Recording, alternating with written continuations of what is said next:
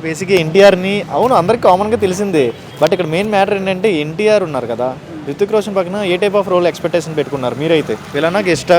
Villain అయితే వద్దు, కానీ ఏ ఏ క్యారెక్టర్ చేసినా కానీ సార్ది బాగుంటుంది. అంటే బేసిక్గా చాలామంది విలన్ క్యారెక్టర్ ఉండాలి చూడాలి, ఎదురు బదులు వార్ ఉండాలి అని కొంతమంది విలన్ ఎక్కువ అంటున్నారు కదా, విలన్ క్యారెక్టర్. మరి ఆ టైప్ ఆఫ్ ఎక్స్పెక్టేషన్స్ ఎక్కువ పెట్టుకున్నారు కదా చాలామంది. అవును చాలామంది పెట్టుకున్నారు, కానీ కొంతమంది హీరోగా అయితే ఇంకా చాలా బాగుంటుంది అనుకుంటున్నారు కదా. ఓకే, సో ఎన్టీఆర్లో నీకు నచ్చే విషయాలు ఏంటి? Acting and dance style. 3.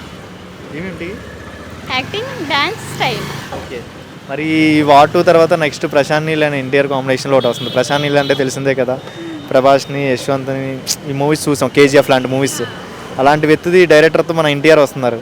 వీళ్ళిద్దరు కాంబినేషన్ ఏ టైప్ ఆఫ్ చూడాలి? మాస్ చూడాలనుకుంటున్నారా లేకపోతే నార్మల్ మూవీ చూడాలనుకుంటున్నారు? మాసే. మాస్. ఈయన కూడా ఒక మైనింగ్లో ఒక మసిలో యుద్ధాలు చూడాలనుకుంటున్నారు ఎన్టీఆర్ని కూడా. అలా అని కాదు, కానీ కొంచెం టైప్ అలాంటిదే.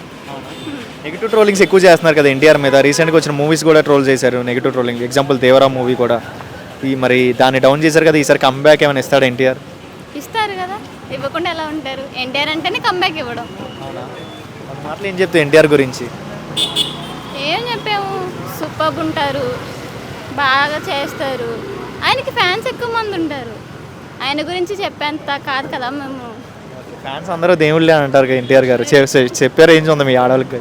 ఉంది, కానీ ఆయన గురించి చెప్పడానికి సరిపోదు కదా.